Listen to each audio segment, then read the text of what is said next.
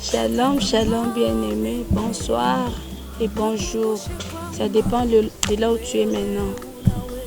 Je viens ce jour pour vous présenter ce qui est écrit dans les Corinthiens 6, 2.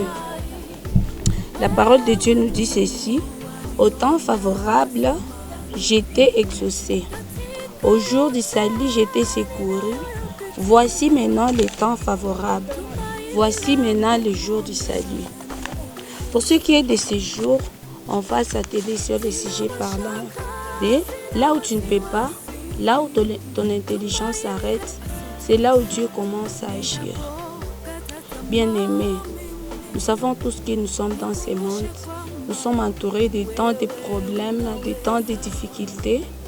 Mais je viens pour te dire que Dieu est là et il agit encore. Rien n'est impossible à lui. Là où ton intelligence s'arrête, là où tes raisonnements s'arrêtent, c'est là où Dieu commence à manifester sa gloire. Alléluia.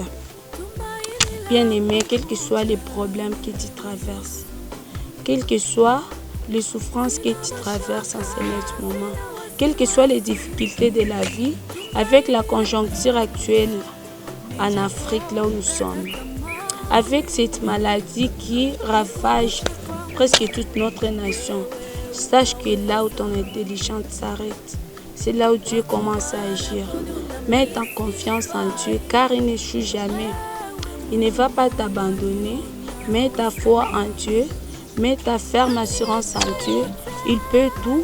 Il va le faire aussi pour toi. Il a fait pour Sarah, pour les mamans qui cherchent à avoir des enfants, pour le couple qui cherche la fécondité. Je viens vous dire ce soir, ce jour, que Dieu est capable. C'est encore possible. C'est encore possible. Ne baisse pas les bras.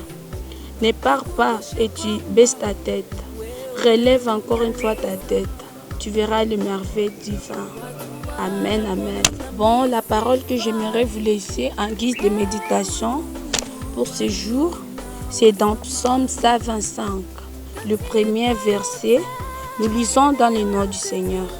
Ceux qui se confient en l'Éternel sont comme la montagne de Sion, elle ne chancelle point, elle est affermie pour toujours. Amen. Bien-aimé, que Dieu vous bénisse et qu'il te garde et qu'il te donne encore une fois la force de te relever, de relever ta tête et de marcher très haut en disant que je suis enfant de Dieu. Amen. Bien-aimé, en écoutant la parole qui est dans Psaume 125, cette parole nous dit de faire confiance en Dieu. Dieu n'est pas un homme pour mentir. Il n'est même pas un fils de l'homme pour se repentir. Il fait toutes bonnes choses en son temps. Ce que j'aimerais te dire, c'est de garder ta foi en Dieu. En lisant dans 2 Corinthiens 6, 2, nous voyons la même chose. Vraiment, c'est pour ce qui est de ces jours, gardons notre confiance en Dieu. Gardons notre foi en Dieu. Amenons tous nos soucis vers lui. Il va nous décharger de nos fardeaux. Car rien n'est impossible à celui qui croit en Dieu. Je vous abandonne et je dis bye bye. Que Dieu vous bénisse.